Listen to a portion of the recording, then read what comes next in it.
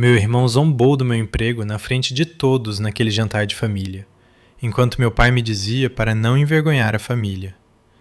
Meu nome é Clara, tenho 28 anos, e para eles isso significa que eu já deveria ter um emprego de verdade a essa altura. Um emprego de verdade, na cabeça deles, vem com um terno, um crachá e um chefe que pode se gabar de você durante o jantar. Eu não tenho nada disso.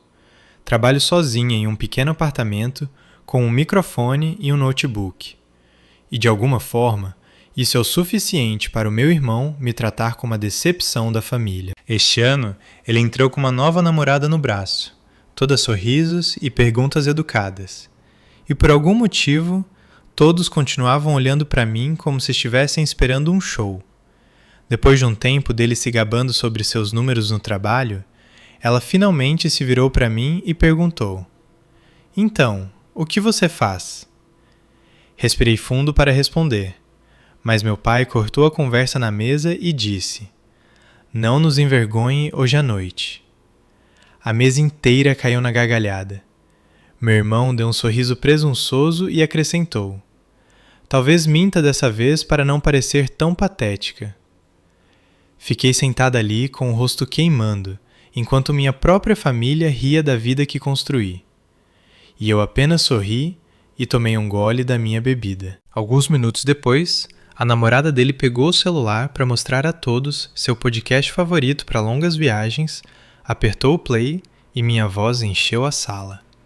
Ela congelou, olhou para a tela, depois para mim e de repente a risada parou e os rostos deles ficaram pálidos.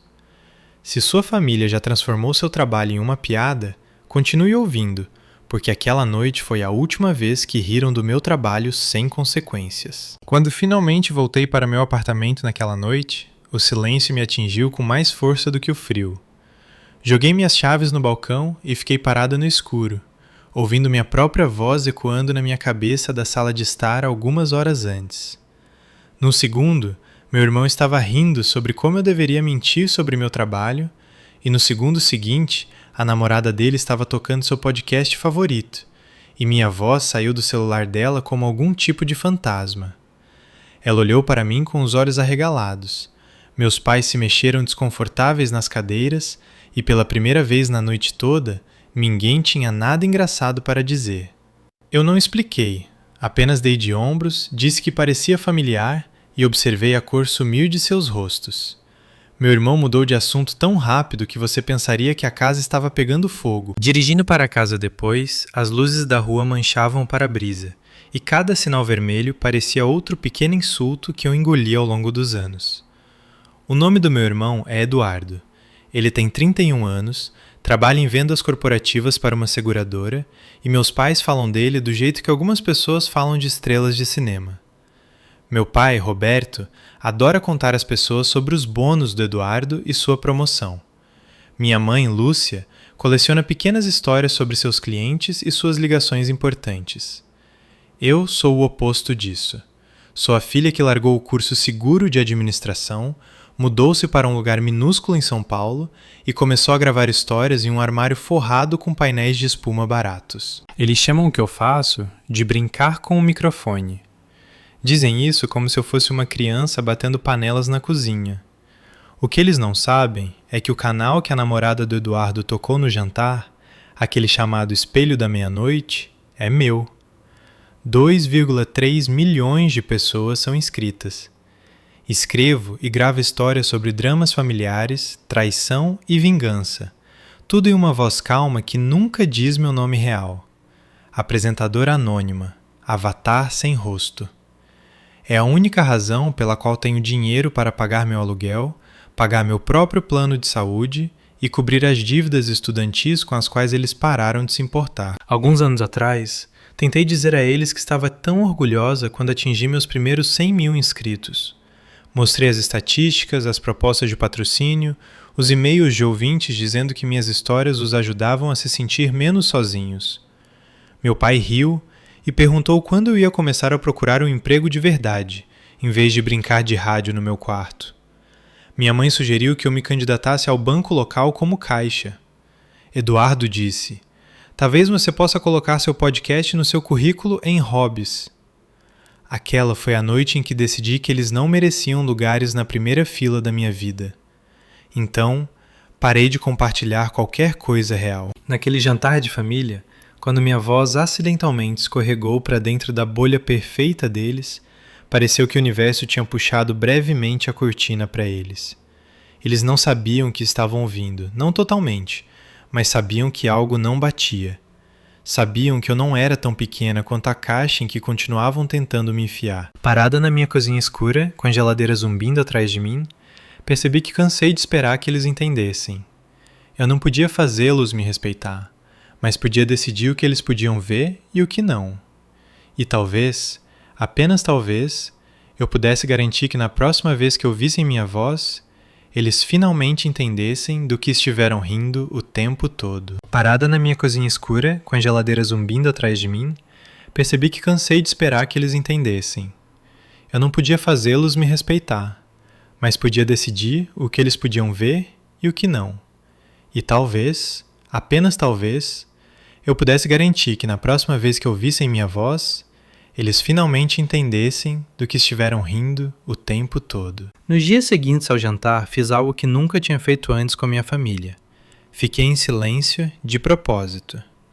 Nada de mensagens perguntando se chegaram bem em casa, nada de piadinhas no grupo da família no WhatsApp. Quando minha mãe mandou uma mensagem sobre as sobras do assado e como eu deveria passar lá para pegar um pouco, deixei a mensagem sem ler. Em vez disso, coloquei toda a minha energia na vida que eles se recusam a ver. Minhas manhãs em São Paulo sempre começam do mesmo jeito. Acordo antes do sol nascer, faço uma xícara de café barato e sento na minha mesa perto da janela com um caderno. A cidade ainda está meio adormecida e é quando as histórias vêm mais facilmente. Esboço roteiros, desenho personagens e folheio e-mails de ouvintes que querem que eu conte suas histórias. Pessoas escrevem de todo o mundo. Uma mulher cuja irmã roubou sua herança. Um homem cujos pais se recusaram a reconhecer sua esposa por 10 anos. Um garoto cujo tio zombou de sua arte até que ela foi destaque em uma galeria. Mudo nomes, detalhes, locais, mas os sentimentos são sempre reais. Por volta das 9, entro no meu pequeno canto de gravação, puxo o microfone para frente e deixo minha voz transformar a dor de estranhos em algo estruturado e suportável, calmo, medido, quase suave. Você nunca adivinharia que a pessoa falando uma vez voltou para casa de um jantar de família com um maxilar tão cerrado que teve dor de cabeça. Naquela semana, no meio do fluxo habitual de histórias de ouvintes e propostas de patrocinadores, um e-mail apareceu com um assunto que me fez piscar. Proposta de série exclusiva da Onda Sonora Áudio. A Onda Sonora é uma grande plataforma de podcast, uma das grandes que coloca seu logotipo em outdoors e anúncios no metrô. Abri o e-mail e li 2 vezes. Eles queriam desenvolver uma série limitada comigo sob a marca Espelho da Meia-Noite, sobre expectativas familiares e o custo de ser a decepção. Eles tinham ouvido um dos meus uploads recentes sobre uma garota cujos pais zombaram de sua escolha de carreira em um jantar de feriado e disseram que a resposta foi enorme. Eles queriam 10 episódios, controle criativo principalmente em minhas mãos, e um pagamento que fez minhas mãos tremerem quando fiz as contas. Olhei para minha tela, pensando no meu pai reclamando que eu não tinha um chefe. Se ele soubesse que eu estava prestes a assinar um contrato com várias páginas de linguagem jurídica e mais zeros do que o primeiro salário dele. Respondi tentando parecer normal e agendei uma videochamada para o dia seguinte. Quando a reunião no Zoom começou, minha câmera desligada e meu avatar flutuando no canto, a equipe da Onda Sonora estava toda sorrisos. Eles me chamaram pelo nome do meu canal, disseram que respeitavam meu anonimato e falaram sobre como os ouvintes se apegaram às minhas histórias porque se sentiam vistos. Sugeriram um título para a série, Laços de Família. Eu gostei. Enquanto falavam sobre datas de lançamento e promoção cruzada, eu não conseguia deixar de pensar na mesa da minha família, no sorriso presunçoso do meu irmão e na voz do meu pai me dizendo para não envergonhá-los. Eles não tinham ideia de que tinham acabado de me entregar o núcleo de uma série inteira. Um dos produtores mencionou que estavam explorando parceiros de marca que valorizavam o amor próprio e limites saudáveis. Quase ri. Meu celular vibrou na mesa. Um novo e-mail. Este de uma marca que eu reconheci. Uma empresa de cuidados com a pele Clean Beauty que faz grandes campanhas online. A remetente era uma estrategista de marca chamada Helena Campos. Ela disse que amava meu canal e queria falar sobre uma possível colaboração para uma campanha de ano novo, sobre autorrespeito e não deixar que outros definam seu valor. O nome me atingiu como um balde de água fria. Helena, a nova namorada do Eduardo. No jantar, ela mencionou casualmente trabalhar com marketing para uma marca de skincare. Ela não sabia quem eu era quando tocou meu podcast na mesa, mas obviamente conhecia o canal. Agora ela estava enviando e-mail para a voz por trás dele. Inclinei-me para trás na cadeira e deixei a ficha cair. A namorada do meu irmão era fã do emprego falso que ele tinha zombado 10 minutos antes. Ela tinha literalmente trazido meu trabalho para a sala, como prova de que eu importava sem nem perceber. Digitei de volta, concordando com uma reunião. Mantive meu tom neutro e profissional. Nenhuma dica de que eu a tinha visto passar o purê de batata. Nenhuma dica de que ela tinha assistido meus pais rirem de mim enquanto meu rosto queimava. Quanto mais eu me movia para o mundo que realmente valorizava o que eu fazia, menor a sala de estar dos meus pais começava a aparecer na minha memória. O silêncio da minha família nas 2 semanas seguintes foi quase engraçado. Eles devem ter sentido minha distância, mas não perguntaram por quê. Minha mãe mandou algumas mensagens sobre os planos de Natal, soltando indiretas sobre a nova churrasqueira do meu pai e como Eduardo poderia levar Helena novamente. Respondi com mensagens curtas e educadas. Não tenho certeza ainda. O trabalho está corrido. Meu pai ligou uma vez, claramente esperando falar sobre o último jantar casualmente, como se nada tivesse acontecido. Deixei cair na caixa postal. Na gravação ele parecia irritado, mas tentou disfarçar. Disse que eu não deveria levar piadas tão a sério. Lembrou-me que família é tudo o que temos. Apaguei a mensagem e voltei a editar uma história sobre uma garota que parou de ir para casa nos feriados porque continuavam tratando-a como um fracasso. Às vezes acho que o universo tem um senso de humor sombrio. Enquanto meus pais faziam planos para mais uma reunião familiar perfeita, eu estava gravando o primeiro episódio de Laços de Família, uma história que começava com o irmão zombando do trabalho da irmã em uma mesa cheia de comida. Mudei os detalhes o suficiente para me proteger, mas a essência era real. Não foi mesquinho, foi simplesmente a verdade dita em uma voz calma, lançada em um mundo que me entendia melhor do que minha própria família jamais tentou. Quando a onda sonora carregou o primeiro episódio, a resposta foi imediata.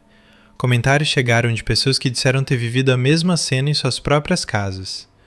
O episódio chegou ao Reddit, onde alguém postou sobre como era satisfatório ouvir um narrador se recusar a desempenhar o papel de ovelha negra grata por mais tempo. Meus números de ouvintes saltaram. A marca de skincare marcou uma chamada para a semana seguinte. Quando aquele dia chegou, eu já tinha gravado mais 3 episódios de Laços de Família. Cada um cavava um pouco mais fundo nas maneiras como a família pode usar o amor e as expectativas como armas. A chamada com a equipe da Helena foi totalmente profissional no início. Ela parecia brilhante e confiante, explicando como a campanha de Ano Novo focaria em se livrar da vergonha e das expectativas tóxicas. Eles queriam uma voz calma e narrativa que já tivesse um público, e viam o Espelho da Meia-Noite como um ajuste perfeito. Minha câmera ficou desligada como de costume. Observei o quadradinho dela no canto da minha tela, o nome dela embaixo, lembrei do sorriso dela sobre o peru e do jeito que ela tinha olhado para mim quando minha voz saiu do celular dela. Ela concordou tão rapidamente que eu sabia que ela tinha suas próprias cicatrizes. Conversamos sobre ideias de roteiro e como minha narração se entrelaçaria com os visuais. Em um ponto ela disse: "A família do meu namorado pode ser meio intensa, então eu realmente me identifico." Ela não disse o nome do Eduardo, mas eu ouvi ele no suspiro cansado por baixo da piada dela. Foi estranho perceber que a garota que sentou à nossa mesa, vendo minha família me tratar como piada, estava agora construindo uma campanha inteira em torno do tipo de mágoa sobre a qual meu canal fala toda semana. Ela não tinha conectado as duas coisas na época, não exatamente. Agora, ela estava falando sobre como minhas histórias ajudavam as pessoas a se sentirem menos sozinhas em suas famílias. Ela disse que houve um episódio em particular que a tocou profundamente, o sobre aquele jantar de família. Ela mencionou a fala sobre um pai dizendo à filha para não envergonhar a família e um irmão sugerindo que ela mentisse. Ela disse: aquele soou tão real que fez meu estômago doer. Por um segundo esqueci que eu deveria ser anônima, quase ri. Engoli o riso e mantive minha voz firme. Disse a ela que escrevo a partir de uma mistura de submissões e experiência pessoal, que feriados são complicados para muitas pessoas. Ela concordou tão rapidamente que eu sabia que ela tinha suas próprias cicatrizes. Conversamos sobre ideias de roteiro e como minha narração se entrelaçaria com os visuais. Em um ponto ela disse: a família do meu namorado pode ser meio intensa, então eu realmente me identifico. Ela não disse o nome do Eduardo, mas eu ouvi ele no suspiro cansado por baixo da piada dela.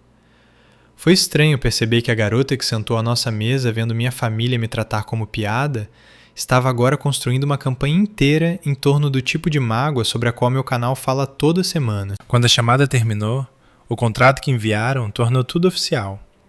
Eu escreveria e narraria 3 peças para a campanha deles. Eles me pagariam mais por aqueles 3 roteiros do que meus pais jamais ganharam em 1 ano quando éramos crianças. A Onda Sonora faria promoção cruzada da série e da campanha. Era o tipo de coisa com que as pessoas no meu espaço sonham. Assinei com uma caneta de verdade, embora uma assinatura digital fosse suficiente, apenas porque queria sentir na minha mão. Conforme dezembro avançava, mal levantei os olhos do meu notebook. Gravei até tarde da noite. Minha voz se transformou em uma ferramenta em vez de um alvo. A série Laços de Família subiu nas paradas. A equipe da campanha de skincare me enviou cortes preliminares dos vídeos com minha narração sobreposta a close-ups de pessoas reais lavando maquiagem e escrevendo coisas das quais estavam se desapegando, como vergonha, culpa e a necessidade de agradar a todos. A primeira vez que ouvi minha própria voz dizer a palavra família sobre o logotipo deles, pensei no meu pai me dizendo que eu estava envergonhando eles. Meu celular vibrou novamente. Outra mensagem da minha mãe perguntando se eu viria para a véspera de Natal. Ela disse que Eduardo e Helena estariam lá. Meu primeiro instinto foi dizer não, ficar no meu apartamento seguro, pedir comida e assistir outras pessoas postarem sobre suas famílias perfeitas ou não tão perfeitas. Mas havia uma parte de mim que queria voltar para aquela sala de estar com todo o peso da minha vida real atrás de mim. À mesa, Eduardo deslizou de volta para seu papel favorito. Ele falou sobre seus números de vendas e seus clientes, sobre como estava sendo considerado para uma posição maior no próximo ano. Meus pais absorviam tudo. Em um ponto, ele deu um sorriso presunçoso e perguntou como estava indo minha coisinha online.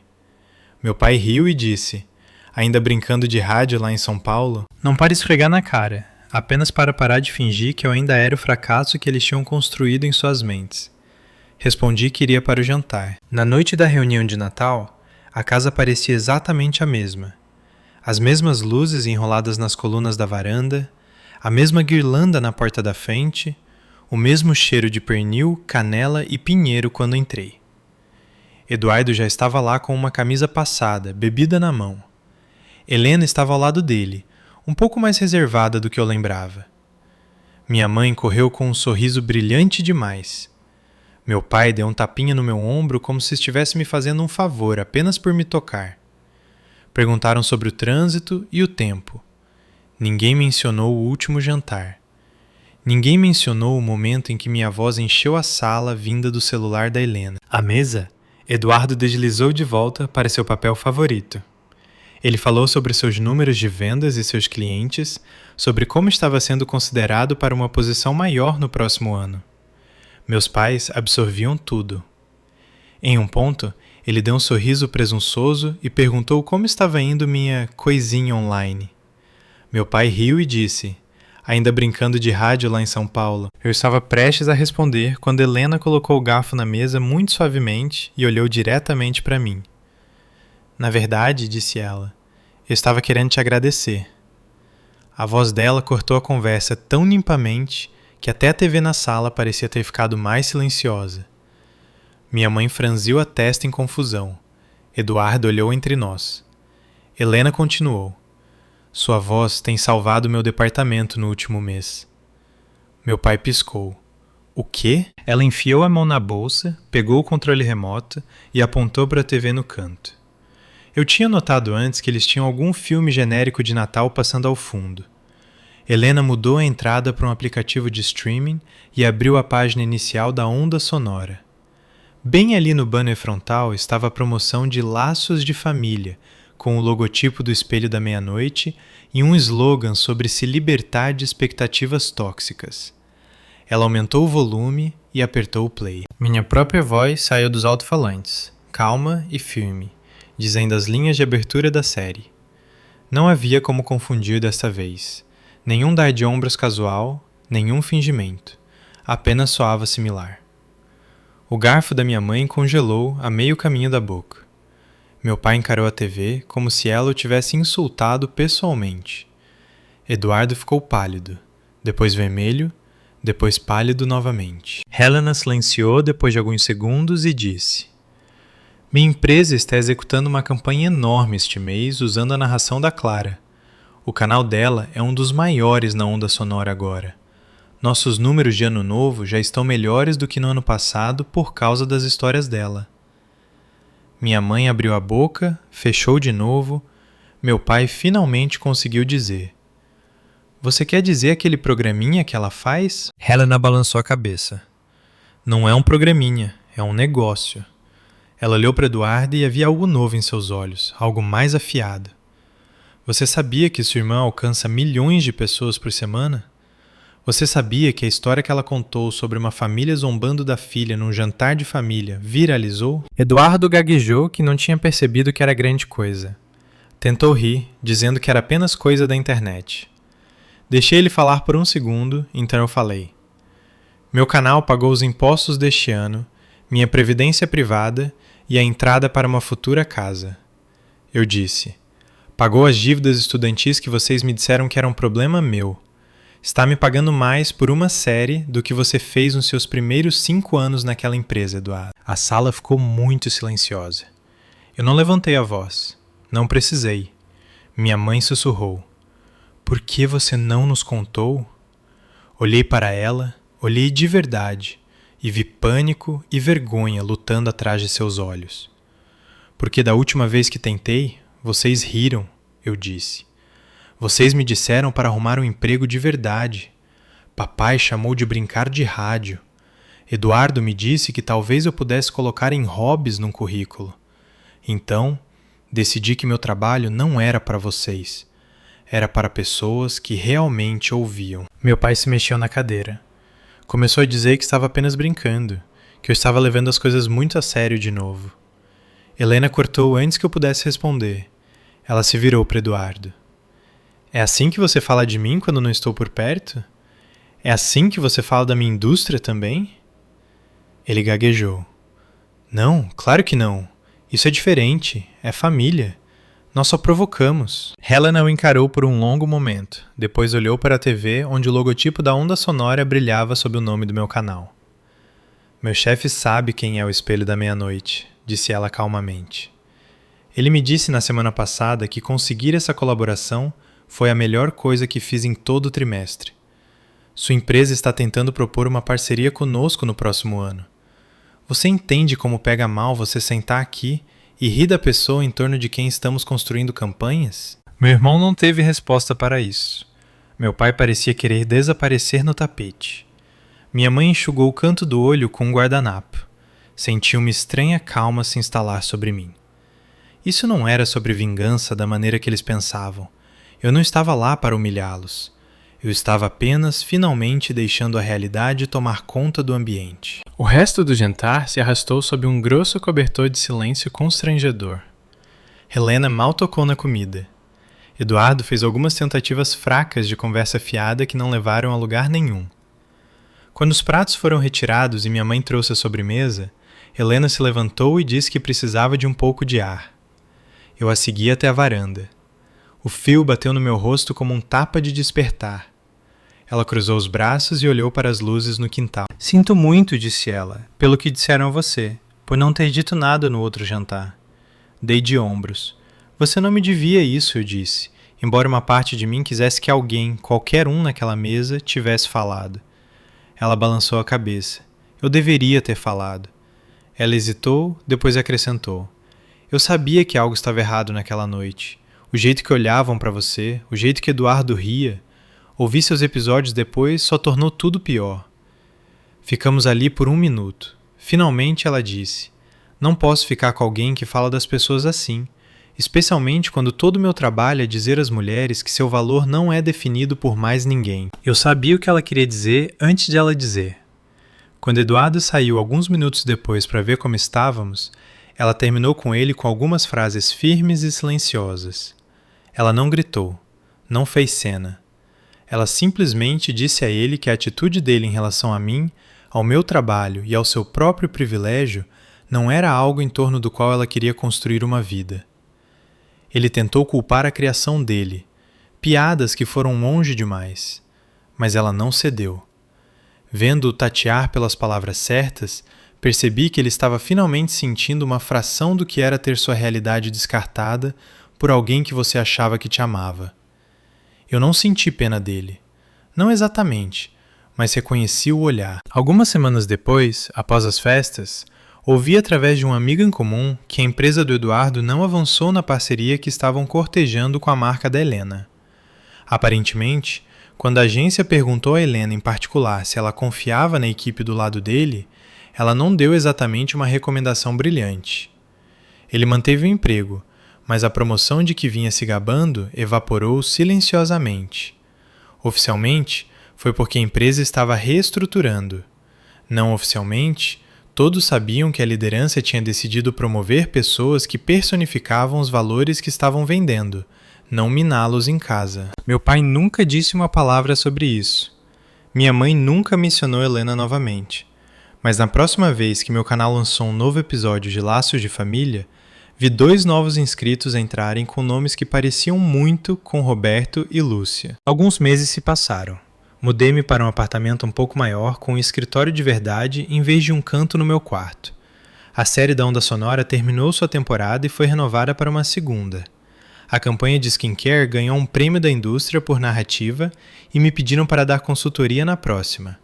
Comecei a realizar pequenos workshops online ensinando outros criadores a construir marcas anônimas, como se proteger enquanto compartilham histórias que importam. De vez em quando, meu celular acendia com uma mensagem do Eduardo. Ele as mantinha curtas e casuais. Ei, espero que esteja bem. Você tem algum conselho para alguém tentando construir uma marca pessoal? Acha que poderia talvez me apresentar alguém na Onda Sonora? Eu sempre respondia educadamente, mas nunca dava a ele o que ele realmente estava pedindo. Eu dizia que havia muitos recursos gratuitos online. Sugeria que ele começasse ouvindo mais e falando menos. Não me ofereci para colocar meu nome na reta por alguém que só o usou como piada. Meus pais, por sua vez, acabaram enviando um longo e-mail. Minha mãe escreveu a maior parte. Ela disse que tinham ouvido Laços de Família. Disse que alguns dos episódios foram difíceis de ouvir, porque se reconheceram nos pais que desdenhavam a dor de seus filhos como sensibilidade ou drama. Ela pediu desculpas por chamar meu trabalho de fase, por agir como se amor significasse me empurrar para um molde, em vez de apoiar a pessoa que eu realmente era. Meu pai acrescentou um parágrafo curto no final. Ele não usou a palavra desculpas, mas admitiu que estava errado sobre o que conta como um emprego de verdade. Disse que estava orgulhoso de que eu fosse capaz de me sustentar fazendo algo que criei. Li a mensagem 2 vezes. Não consertou os anos sendo motivo de riso.